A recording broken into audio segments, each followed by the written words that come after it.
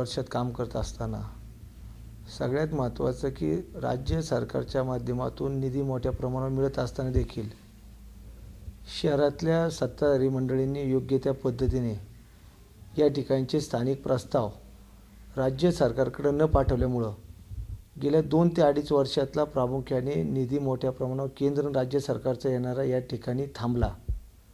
आणि त्याच्या अगोदर देखील या ठिकाणी मी अनेक वेळा नगरपालिकेत नगराध्यक्ष कुठल्या पक्षाचे याच्यापेक्षा आपल्या शहराचा विकास झाला पाहिजे म्हणून त्यांच्याकडे वेळोवेळी चर्चा केली। नगराध्यक्षा सुलोचनाताई आवारे असताना त्यांनी सकारात्मक भूमिका घेतली, परंतु त्यांच्यानंतरच्या काळातल्या कुठल्याही प्रस्तावावर सकारात्मक त्या ठिकाणावरून पाठिंबा मिळाला नाही, मदत झाली नाही। त्यामुळं या ठिकाणी फक्त यांना स्वतःच्या श्रेयासाठी स्वतःच्या स्वार्थासाठी या ठिकाणी काम करायचे, शहरासाठी यांची काम करायची मानसिकता नव्हती। शहराचे कुठले प्रश्न यांच्या काळात सोडवणं अपेक्षित होतं आणि ते सुटले नाहीत असं तुम्हाला वाटतं?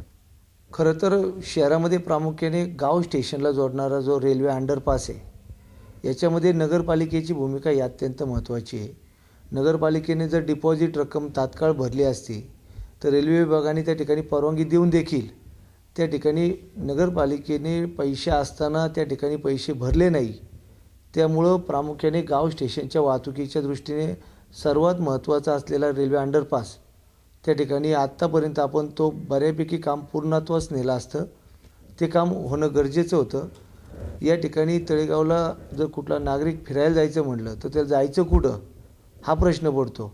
मग या ठिकाणी असलेल्या तळे विकास प्रकल्पाच्यासाठी त्यांनी योग्य त्या पद्धतीने जर नियोजन केलं असतं तर तळे विकास प्रकल्प एक मॉडेल तळेगावचं तयार झालं असतं। आणि याच्याबरोबर प्रामुख्याने तळेगाव शहराला जोडणारे जे वेगवेगळे रोड आहेत त्यामध्ये प्रामुख्याने DP रोडचे जर योग्य त्या पद्धतीने डेव्हलपमेंट झाली असती तर वाहतुकीचा ताण वेगवेगळ्या ठिकाणी त्या ठिकाणी विस्तारित झाला असता आणि एका रस्त्यावरचा लोड कमी झाला असता। हे प्रामुख्याने प्रश्न यांच्या माध्यमातून सुटणं हे गरजेचे होते। हे गेल्या 5 वर्षामध्ये त्यांच्याकडे सत्ता होती, पण त्यापूर्वी भारतीय जनता पक्षाने अनेक वर्ष तळेगावमध्ये सत्ता होती। या 5 वर्षापूर्वी देखील भाजपची सत्ता होती, त्यातही भाजप कमी पडला असं नाही वाटत? भारतीय जनता पक्षाने राज्य सरकार भाजपच्या विचाराचं नसताना त्यावेळी 70 कोटी रुपयापेक्षा जास्त चांगली कामं या तळेगाव शहरात केली। त्यावेळेस राज्य सरकारला जे प्रस्ताव भाजपचं तळेगावमध्ये सरकार असताना पाठवले केवळ त्या ठिकाणी वरची मंडळी राजकारण करायची आणि खाली निधी द्यायची नाही, त्यामुळे आम्हाला त्या ठिकाणी वरचा निधी मिळाला नाही, त्यामुळे आम्ही काही कामं करण्यात त्या ठिकाणी कमी पडलो।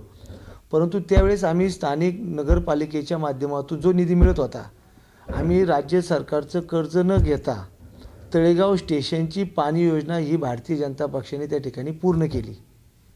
त्याचबरोबर या ठिकाणचे त्यावेळेचे अंतर्गत रस्ते असे किंवा महत्त्वाचे प्रकल्प हे आम्ही नगरपालिकेच्या उत्पन्नावर त्या ठिकाणी पूर्णत्वास नेले। आज जर या ठिकाणी नगरपालिकेचा कळीचा मुद्दा म्हटला तर पाणी योजना जी आहे किंवा पाणी पुरवठा ज्या पद्धतीने तळेगाव शहरात आता होतोय, लोकांनी पाणीपट्टीला विरोध केलेला असताना देखील या मंडळींनी त्या ठिकाणी त्या पाणीपट्टीच्या संदर्भात आम्ही हीच पाणीपट्टी घेणार आणि फ्लॅट धारकाप्रमाणे पाणीपट्टी घेणार हा जो कायदा लावला होता, शेवटी कोर्टाने त्याला चपराक लावली आणि आम्ही पहिल्या मीटिंगमध्ये ज्या पद्धतीने कोर्टाने निर्णय केला त्याची अंमलबजावणी करून तळेगाव शहरातल्या नागरिकांना पाणीपट्टीच्या संदर्भात दिलासा देणार आहोत। ही नगरपालिका निवडणूक लढवत असताना भारतीय जनता पक्ष कोणते विषय घेऊन मतदारांकडे जाते किंवा आगामी 5 वर्षातलं पक्षाचं विजन तळेगावसाठी काय आहे? खरं तर राज्य सरकार आणि केंद्र सरकारच्या माध्यमातून ज्या चांगल्या योजना या शहरात राबवता येतील त्याचा एक आम्ही मास्टर प्लॅन तयार करतो आहे। प्रामुख्याने तळेगाव शहराला भुयारी गटार योजनेच्या संदर्भातला एक अत्यंत महत्त्वाकांक्षी प्रकल्प येणाऱ्या काळात आम्ही हाती घेत आहोत। त्याचबरोबर तळेगाव चाकण रस्त्यावरचा महत्त्वाचा उड्डाण पूल तो पूर्ण करून जड वाहतुकीला पर्यायी नवला-कुंभरे मार्गाने राष्ट्रीय महामार्गाशी जोडण्याचा देखील या निमित्ताने आमचा निश्चित प्लॅन तयार झालेला आहे। लवकरच ते काम देखील सुरू होणार आहे। आज तळेगावमध्ये नाट्यगृहाची खूप मोठी गरज आहे। तळेगावच्या सांस्कृतिक ओळख असलेल्या शहरामध्ये या ठिकाणी प्रत्येक नागरिकाला एक चांगल्या पद्धतीचं नाट्यगृह उपलब्ध झालं तर सांस्कृतिक ठेवा देखील या ठिकाणी मोठ्या प्रमाणावर जपला जाईल आणि भविष्यातल्या या शहरातल्या कलाकारांना देखील या निमित्ताने मोठ्या प्रमाणावर वाव मिळू शकतो.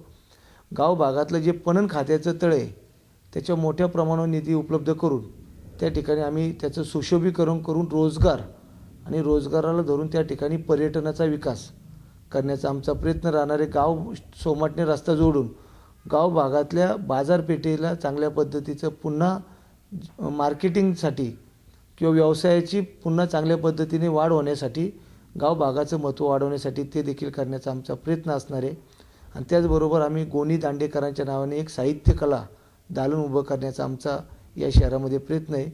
सरसेनापती उमाबाई दाभाडे यांच्या नावाने असलेलं प्रवेशद्वार त्याचं नामकरण करून त्याचा ठराव करण्याच्या संदर्भातला विषय असेल. छत्रपती शिवाजी महाराजांचा अश्वरूढ पुतळा या शहरामध्ये उभारत असताना दाभाडे घराण्यातलं जे किल्ला आहे किंवा त्या ठिकाणी 5 पांडव मंदिर आहे ते ऐतिहासिक 5 पांडव मंदिर आणि किल्ल्याचं सुशोभीकरण करून किल्ल्याला एक जुन्या पद्धतीचं त्या ठिकाणी निर्माण करून प्रत्येक नागरिकाला त्या ठिकाणी जाऊन त्याचा आनंद घेता यावा आणि आपल्या शहरातली एक नवीन ओळख पुन्हा जिवंत करण्याचं काम या निमित्ताने करण्याचा आमचा प्रयत्न आहे.